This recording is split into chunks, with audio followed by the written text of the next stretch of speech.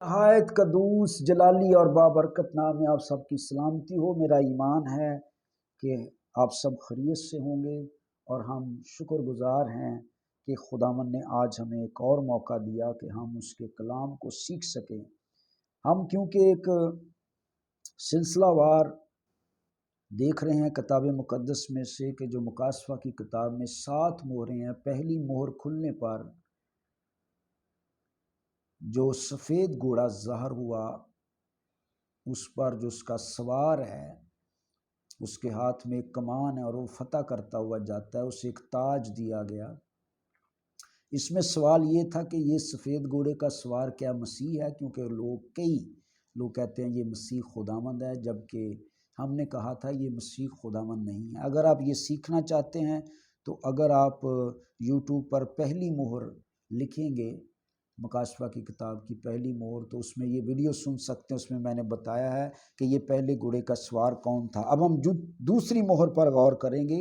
لکھا ہے جب اس نے دوسری مہر کھولی تو میں نے دوسرے جاندار کو یہ کہتے سنا کہ آ۔ پھر ایک اور گھوڑا نکلا جس کا رنگ لال تھا۔ اس کے سوار کو یہ اختیار دیا گیا تھا کہ زمین پر سے صلہ اٹھا لے تاکہ لوگ ایک دوسرے کو قتل کریں، اور اسے ایک بڑی تلوار دی گئی۔ آمین۔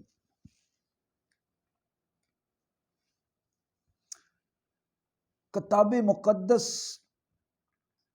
دنیا میں یہ چیلنج ہے، یہ واحد کلام حق ہے، یہ سچائی ہے۔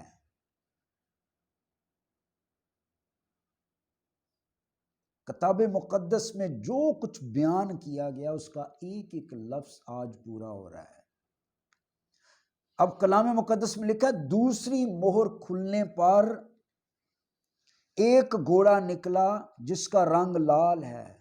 جب قتل و غارت ہوتی ہے تو خون نکلتا ہے، یہ لال رنگ جو ہے وہ قتل و غارت کو ظاہر کرتا ہے۔ اچھا، ایک اور سوال کیا جاتا ہے کہ یہ جو جاندار کو کہتے سنا، یہ جاندار کون ہے؟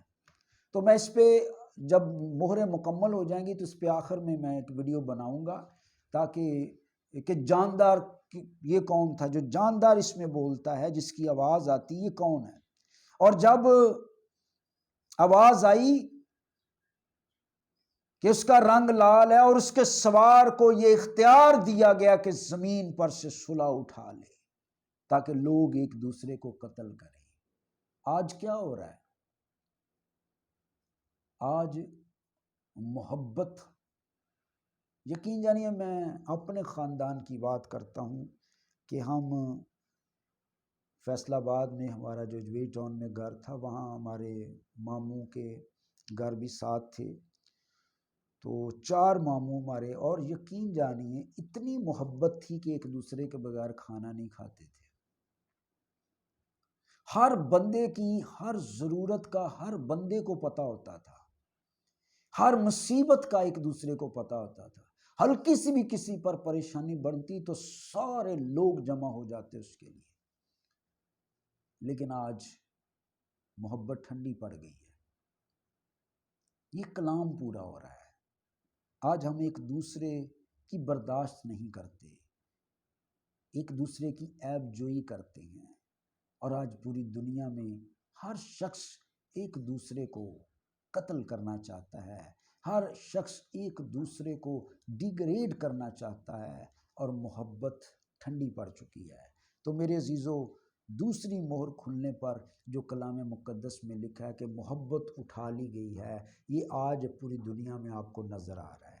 اس کے لیے کوئی تفسیر کرنے کی بات نہیں ہے، لیکن ایک بات میں کرنا چاہتا ہوں، یہ جو حصہ ہے اس کا یہ مطلب نہیں کہ یہ مسیح کے لوگوں پر بھی اس کا اطلاق ہو۔ ارے یہ تو مخالف مسیح کے ذریعے اثر رہنے والے لوگ ہیں، یہ تو ابلیس کے ذریعے اثر رہنے والے لوگ ہیں، لیکن جو مسیح کو مانتے ہیں وہ تو کتاب مقدس کے مطابق ایک دوسرے کے لیے جان دیتے ہیں، ایک دوسرے سے محبت کرتے ہیں، ایک دوسرے کی عیب جوئی نہیں کرتے۔ وہ تو کلام مقدس کے اس حصے کو سمجھتے ہیں کہ جیسے میں نے تم سے محبت کی، تم بھی ایک دوسرے سے محبت کرو۔